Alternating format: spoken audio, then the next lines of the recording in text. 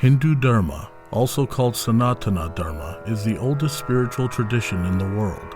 It gave rise to the wisdom traditions indigenous to India: Hinduism, Buddhism, Jainism, and Sikhism. The living devotees and practitioners of these faiths are inheritors of an ancient legacy. Dharma is derived from the Sanskrit root dhri, meaning to uphold, to retain, to support, to sustain, or to nourish.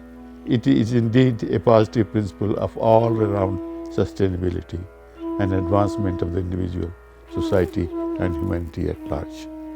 Preserving the integrity and authenticity of these Dharma traditions within the modern educational system poses unique challenges.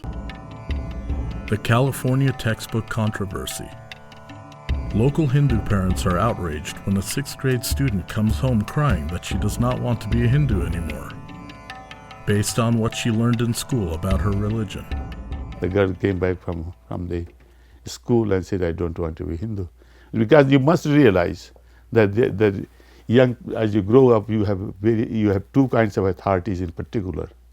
One is your parental authority that you follow, and greater than parental authority these days is the authority of the teacher. Yeah.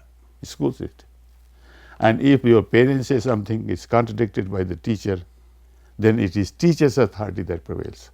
A group of California parents organized themselves to make changes to the textbook. At first, the California Board of Education is open to the changes. The issue becomes controversial when Harvard professor Michael Witzel and other academics object to the parents' changes.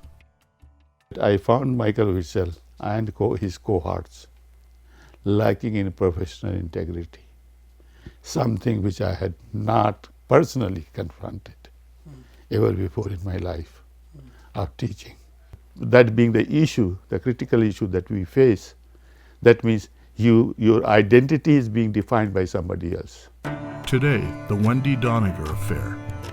Hindu groups in India are outraged by the book, The Hindus, An Alternative History, written by Wendy Doniger, American Indologist and professor at University of Chicago.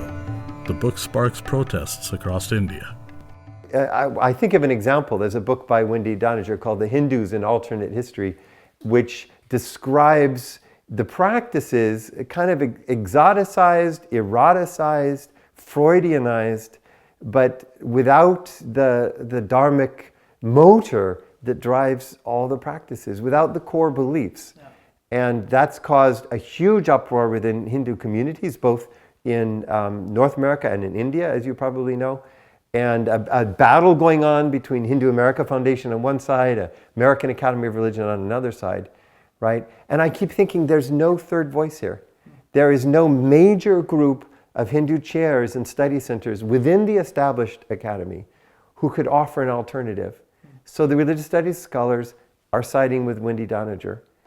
The American Academy of Religion is one of the largest associations of scholars in the world, with over 11,000 members.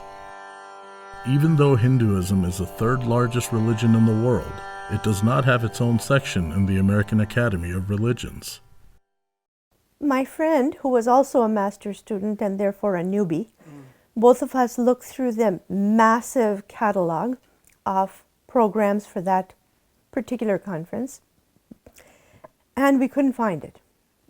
So I ran off to my professor, my guide, and said, "Where's the Hinduism unit? I can't find it."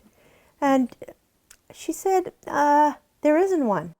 The voice of Dharma is missing in academia. What if we, the inheritors of the great Dharma traditions, do nothing? The message of unity, of many spiritual paths, one spiritual destination, is lost. No tradition in the world has taught that as beautifully and clearly as the Dharma traditions.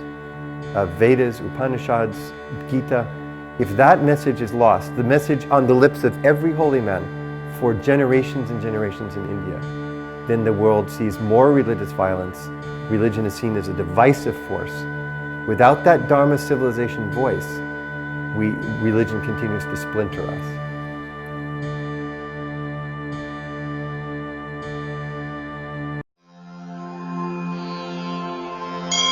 The dawn of a new era. Dharma Civilization Foundation, unfolding Dharma for the well-being of the individual and the world. By promoting the understanding of India's civilization, religion, and culture through education.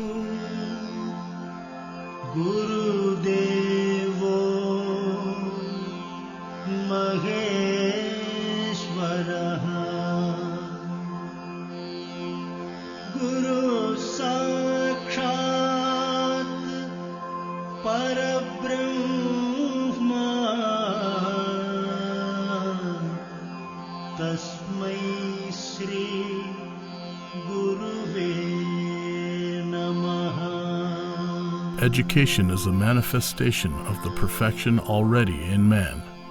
DCF Vivekananda Chair, the first ever permanently endowed professorship for the exclusive study of Sanatana Dharma at an American university. A center of learning that will materially and spiritually enrich not just the Hindus, but all Americans and spread the message of peace and prosperity to all mankind. The organization is currently seeking to raise funds to establish the Vivekananda Chair at USC. $3.3 million of endowment amount is needed to fund this historic chair. This $3.3 million endowment amount will never be spent, but will be invested. The interest and/or dividends income born from this investment will be used to support a fully tenured professor at USC. The budget allocation is structured to ensure that almost all of the funds are spent towards teaching and research activities. Historically, the administrative costs have been only 10% of the total budget. DCF has successfully raised $700,000 from large donors such as Dr. Manohar Shinde, Avadesh Agrawal, and Ravi Tilak.